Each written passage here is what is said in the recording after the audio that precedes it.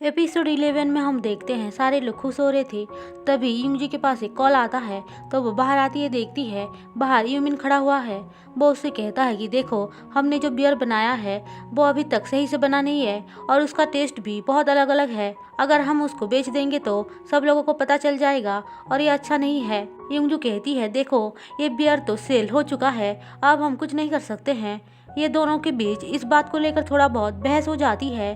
अब बेचारी सैड होकर सीधे डायरेक्टर के पास आती है और उनसे कहती है कि देखिए, ये बियर जो है सही से बना नहीं है। यूमिन ने कहा है कि उसको थोड़ा और टाइम चाहिए। डायरेक्टर बोलता है देखो, हम इतने बड़े ऑर्डर का नुकसान नहीं करवा सकते हैं, इतना पैसा कभी नहीं मिलेगा, इसीलिए हम इसको बेचकर ही रहेंगे। उसकी बातें सुनकर यूमजू को बहुत गुस्सा आता है और वो उससे बहुत ही ज़्यादा रिक्वेस्ट करती है।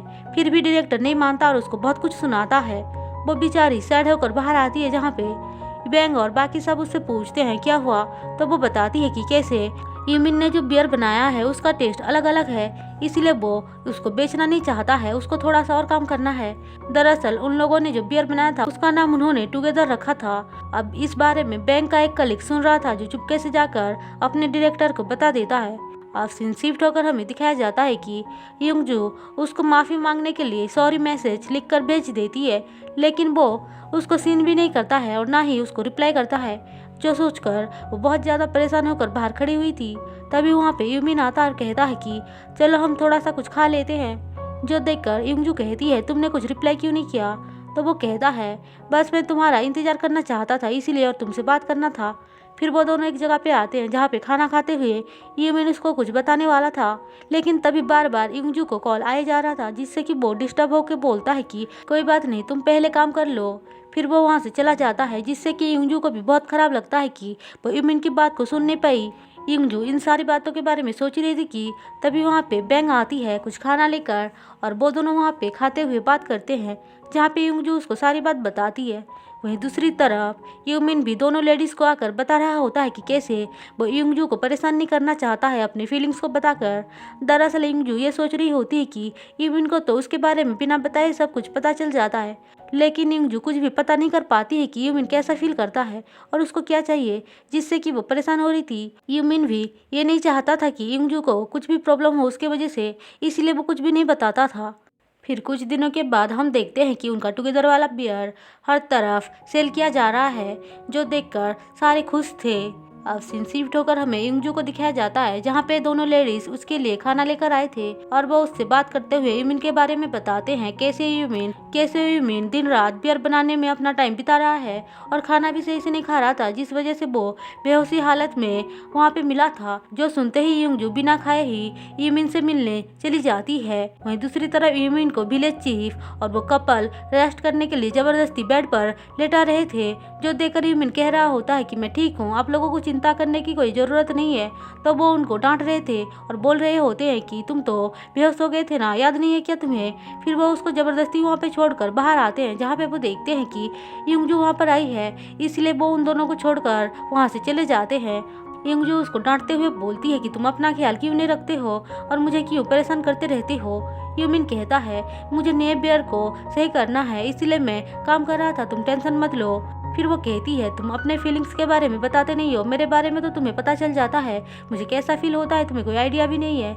यूमिन कहता है कि मैं तुम्हें परेशान करना नहीं चाहता हूँ। अब इन दोनों की बातें इतनी गहराई में पहुँच जाता है कि एक सेकंड पे यूमिन को लगता है कि इंगजू उससे ब्रेकअप करने वाली है, लेकिन इंगजू ऐसा कुछ नहीं करती और कहती है कि हम एक दूसरे को टाइम देंगे और एक दूसरे की फीलिंग्स को समझने की ट्राई करेंगे।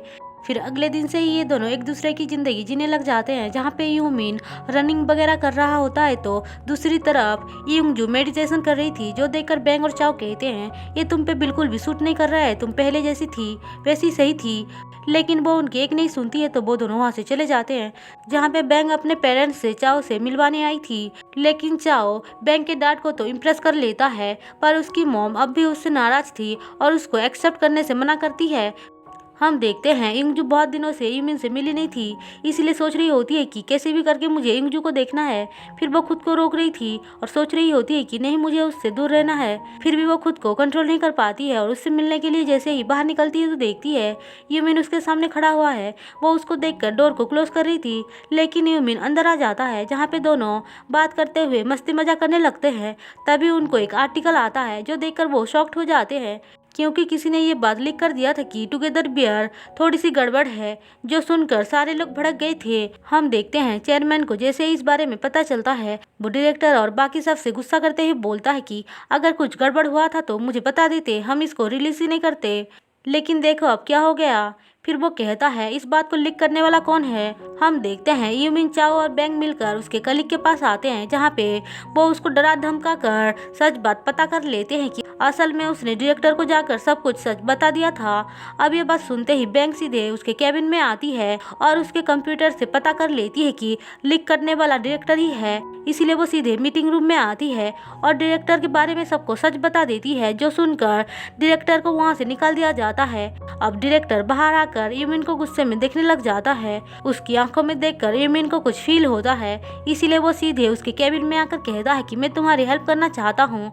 लेकिन डायरेक्टर उसका एक नहीं सुनना चाहता था, तो यूमिन कहता है देखो, मैं तुम्हारी हेल्प नहीं कर रहा हूँ, मैं बस कुछ बताना चाहता हूँ ताकि मुझे बाद में रिग्रेट ना हो। मैं जानता हूँ कि तुमने इस कंपनी को सही करने के लिए बहुत कुछ किया है और तुम इससे बहुत ज़्यादा प्यार करते हो। हम देखते हैं डायरेक्टर सोचता है कैसे वो अपने यंग टाइम में इस कंपनी की तरक्की के लिए कितना हार्डवर्क करता था। अब ये सारी बातें याद करते हुए वो रियलाइज़ करता है कि असल में उसने क्या खो दिया, वो किसी को दोस्त भी नहीं बनाया था।